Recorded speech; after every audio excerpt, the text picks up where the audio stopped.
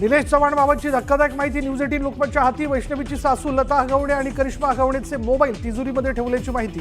मोबाईलमध्ये धक्कादायक माहिती असण्याची शक्यता। हावरट हगवणेंचा आणखी एक कारनामा, सासू आणि नंदेकडून रुखवताची ऑर्डर जालिंदर सुपेकरांच्याच पत्नीला द्या म्हणून आग्रह, तर रुखवतासाठी 1 लाखाचा व्यवहार झाल्याची माहिती समोर। निलेश चव्हाण, राजेंद्र, सुशील हगवणेची समोरासमोर चौकशी होणार। चौकशीसाठी हगवणेंची पोलिसांनी 3 दिवसांची कोठडी वाढवून घेतली।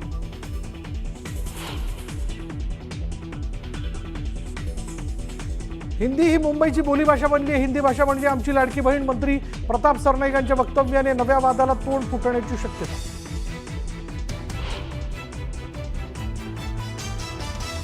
दोन्ही राष्ट्रवादी कधी एकत्र येणार माहित नाही। राष्ट्रवादीच्या विलिनीकरणाच्या चर्चेवर शरद पवारांचं सूचक विधान।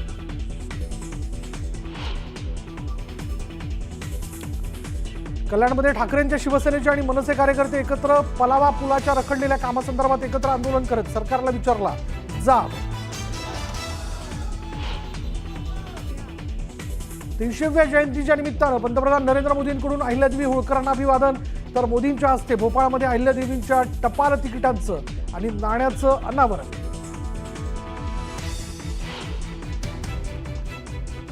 अहिल्यादेवी होळकर यांची 300वी जयंती। चौंडीत मुख्यमंत्री फडणवीस आणि उपमुख्यमंत्री एकनाथ शिंदेंकडून आरती।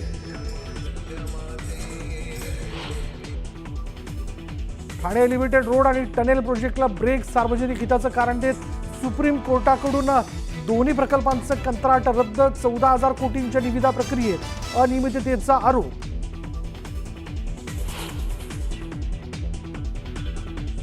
निलेश चव्हाणला 3 जूनपर्यंत पोलीस कोठडी। पुणे शिवाजीनगर न्यायालयाने सुनावली कोठडी।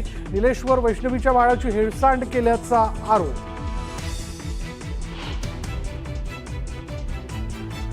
बोरिवली पश्चिममध्ये कार पार्किंगची लिफ्ट कोसळली। एका कामगाराचा मृत्यू तर एक कामगार जखमी। लिफ्ट दुर्घटनेचं कारण अद्याप अस्पष्ट।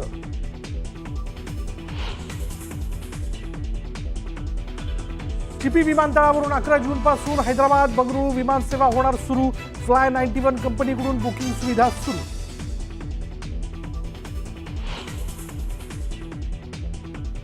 साईबाबा संस्थान मंदिरातील कर्मचाऱ्याकडून लाखो रुपयांची चोरी, मोजदाद करताना 500 रुपयांचे बंडल लांबवले। आरोपी विरोधात गुन्हा दाखल, बडतर्फीची कारवाई सुरू।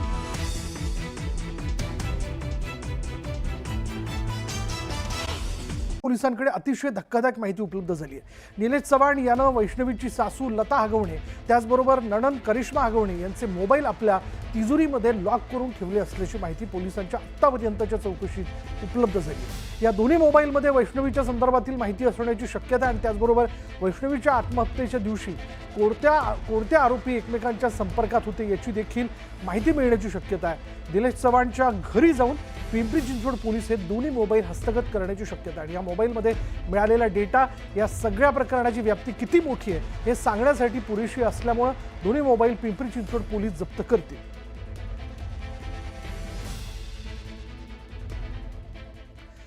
वैष्णवीच्या बाळाची हेळसांड करणाऱ्या निलेश चव्हाणला पोलिसांनी 3 जूनपर्यंत पोलीस कोठडी कोर्टाने त्याला सुनावलेली आहे आणि बावधन पोलिसांनी चव्हाणच्या कोठडीची मागणी केलेली होती। गेल्या काही दिवसांपासून पोलिसांना गुंगारा देणाऱ्या निलेशला नेपाळच्या बॉर्डरवर बेड्या ठोकण्यात आल्या। तिथून विमानाने त्याला पिंपरी चिंचवड पोलीस मध्यरात्री 2:30 वाजता पुणे विमानतळावर घेऊन पोहोचले आणि त्यानंतर पहाटे 4 वाजता बावधन पोलिसांकडे त्याचा ताबा देण्यात आला। दरम्यान आता पोलिसांनी न्यायालयाने कोठडी सुनावल्यानंतर चव्हाणची बावधन पोलीस कसून चौकशी करणार आहेत, त्याचबरोबर त्याला पळून जाण्यासाठी कुणी मदत केली याची देखील पोलीस कसून चौकशी करतील।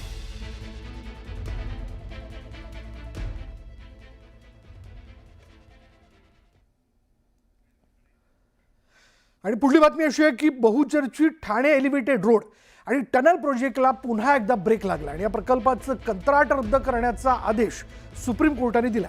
सार्वजनिक हिताचं कारण देत दोन्ही महत्त्वाकांक्षी प्रकल्पांच्या निविदा रद्द करण्याचा आदेश सुप्रीम कोर्टाने दिलेला आहे। 27 जुलै 2024 मध्ये या दोन्ही प्रकल्पांसाठी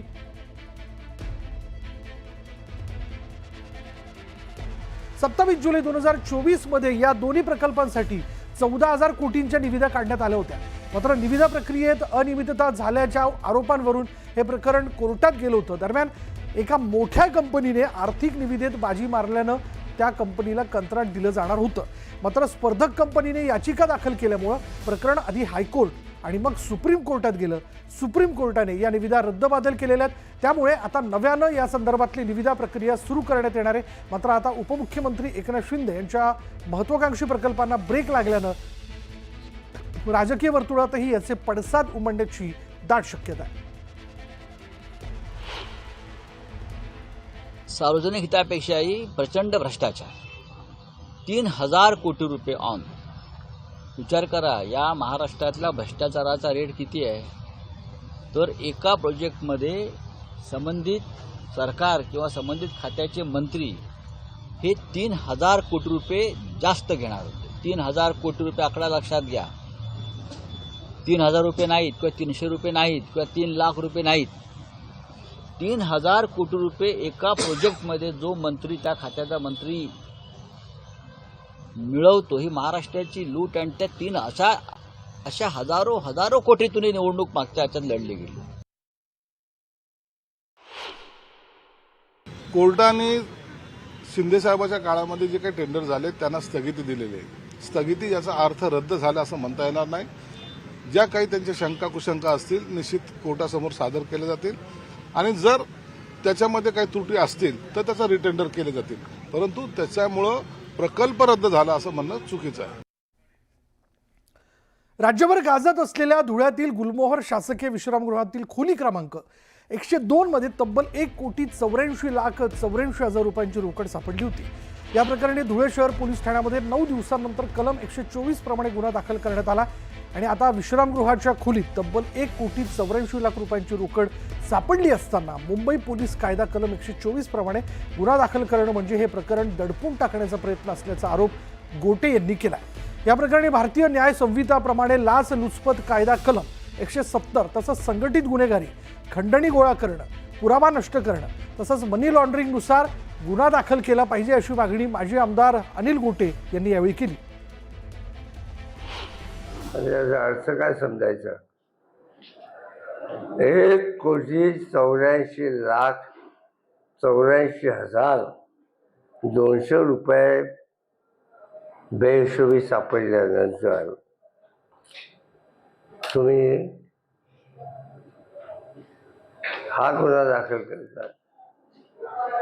म्हणजे महाराष्ट्रातल्या 14 कोटी जनतेला एकाच वेळेला फसवणूक करण्याचं हे सरकारचं कटकारस्थान आहे.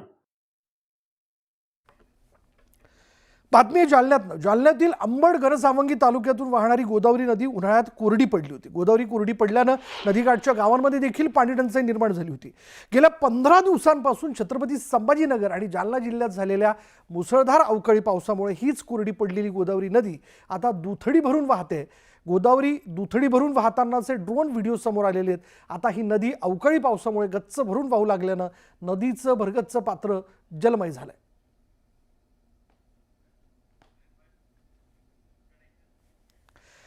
पुढली बातमी शिर्डीतनं. शिर्डीच्या साईबाबा मंदिरामध्ये चोरी झाल्याची घटना समोर आलेली आहे. साई संस्थांच्या लेखा विभागात कार्यरत असलेल्या एका कर्मचाऱ्यानं दानाची मोजदाद करताना लाखो रुपयांची रक्कम चोरल्याचं उघडकीस आलं. बाळासाहेब गोंदकर असं संबंधित आरोपीचं नाव आहे. त्यानं 4, 8 आणि 11 एप्रिलला दक्षिणा मोजणी दरम्यान 500 रुपयांच्या नोटांचे बंडल चतुराईनं लपवले. त्यानंतर ते चोरून नेल्याचं तपासातून समोर आलंय आणि या प्रकरणी पोलीस स्टेशनमध्ये गुन्हा दाखल करण्यात आला असून त्याच्यावर बडतर्फीची कारवाई सुरू करण्यात आली.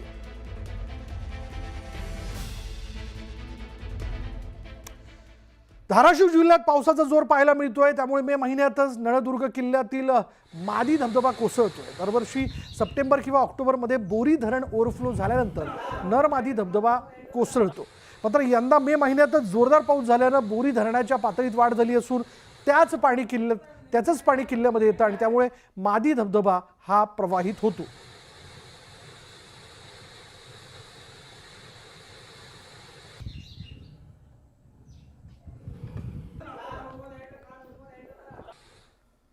धाराशिव जिल्ह्यामध्ये मुसळधार पावसानं शेतीचं मोठं नुकसान केलंय आणि त्यामुळे शेतकऱ्यांकडून राज्य सरकारकडे मदतीची मागणी करण्यात येते.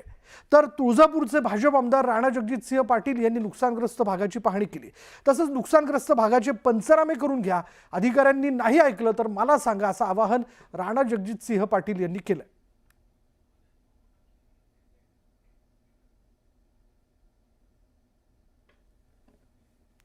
आज तुळजापूर आणि धाराशिव तालुक्यातल्या बऱ्याच गावांमध्ये पाहणी केली.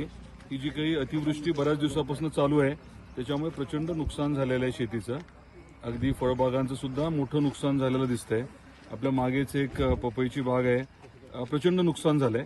आता पंचनामा करण्याचे आदेश तर गेल्या आठवड्यातच आपण दिले होते.